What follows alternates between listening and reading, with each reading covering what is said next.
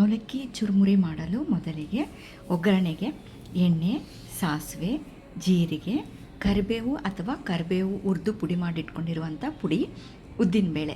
ಇವಾಗ ಎಲ್ಲವೂ ಚಟ್ ಅಂದು ಉದ್ದಿನಬೇಳೆ ಕಂದು ಬಣ್ಣ ಬಂದ ನಂತರ ಹಸಿಮೆಣಸಿನ್ಕಾಯಿ ಒಂಚೂರು ಉಪ್ಪನ್ನು ಮಿಕ್ಸಿ ಮಾಡ್ಕೊಂಡಿರುವಂಥ ಪೇಸ್ಟು ಇದನ್ನು ಹಾಕ್ಬಿಟ್ಟು ಚೆನ್ನಾಗಿ ಹುರಿದುಕೊಳ್ಳಬೇಕು. ಹಸಿ ವಾಸನೆ ಹೋಗಬೇಕು, ಚೆನ್ನಾಗಿ ಕಲರ್ ಬರಬೇಕು. ಇವಾಗ ಕಂದು ಬಣ್ಣ ಬಂದಿದೆ, ಆರಲು ಬಿಡಬೇಕು.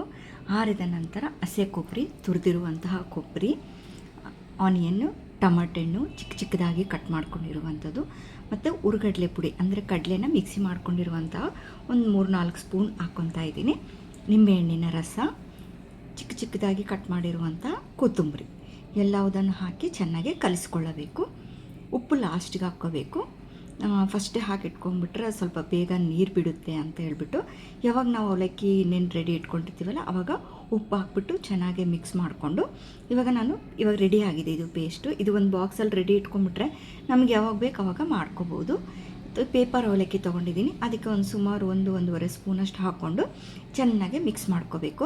ಅದರಲ್ಲಿರೋ ಉಪ್ಪು, ಖಾರ, ಹುಳಿ ಎಲ್ಲ ಅದಕ್ಕೆ ಬೆರೆಯೋ ಥರ ಚೆನ್ನಾಗಿ ಕಲಿಸ್ಕೋಬೇಕು. ಇವಾಗ ಇದಕ್ಕೆ ಸರ್ವ್ ಮಾಡ್ಕೊಳ್ಳೋಕ್ಕೆ ರೆಡಿ ಆಗಿದೆ. ಅದ್ರ ಮೇಲೆ ಇನ್ನೂ ಸ್ವಲ್ಪ ಟೇಸ್ಟ್ ಬರೋದಕ್ಕೋಸ್ಕರ ಕೊತ್ತಂಬರಿ, ಬೂಂದಿ, ಸೇವು ಎಲ್ಲವುದನ್ನು ಹಾಕಿ ಸರ್ವ್ ಮಾಡಿದರೆ ಟೇಸ್ಟಿ ಆದಂತಹ ಅವಲಕ್ಕಿ ಚುರುಮುರಿ snacks ready to eat. Thank you for watching.